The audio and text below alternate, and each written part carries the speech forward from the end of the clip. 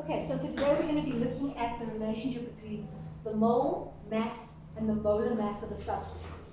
We've been doing a couple of examples related to calculating molar mass. So we've been using our periodic table, we've been calculating molar mass, and we are now going to look at a formal way of quantifying this. In other words, a way that we can calculate the actual amounts that we're dealing with.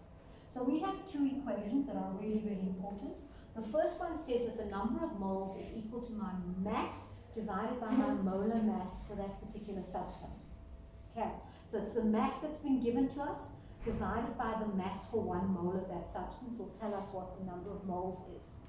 And then this equation is also really important. It says that if I use my number of moles and I take my number of particles, I can use my Avogadro's constant to tell me how many moles I have. So if I have 6.02 times 10 to the 23 particles of a substance, I have 1 mole because I can divide it by the same value and end up with 1.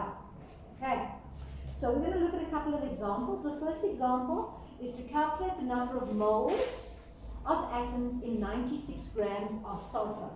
So if I'm calculating the number of moles, I'm going to use the mass that's been given to me divided by the molar mass for my substance. So the first thing that I need to recognize or realize is that the molar mass for sulfur is 32. In other words, it's 32 as the mass for 1 mole of sulfur. So I'm going to use number of moles as mass of a molar mass, and what I end up with is the 96 divided by the 32. Sorry, it's really small, but you'll see. And that will then give me an answer of 3 moles of sulfur atoms. That's really, really easy for us to work with. Okay, we're going to look at the next example, which is an example about sulfuric acid. Okay, so for this particular example, and I'll give you guys a chance to write down in a second, so just go with me, go with my working out, and then we'll do that in a minute. So calculate the mass present in 0.5 moles of sulfuric acid. Firstly, I'm going to calculate the molar mass for a sulfuric acid molecule, which means I've got 2 times 1 for the hydrogen because it's H2. I've got 32 for my sulfur because there's 1 of those in the formula.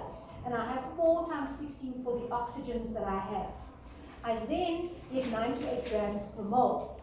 Now, if I have been given this equation, the number of moles I have is 0.5, so I plug that in. And my molar mass is 98. And if I manipulate the equation to get mass out, I end up having 49 grams as the mass of sulfuric acid present in 0.5 moles of sulfuric acid.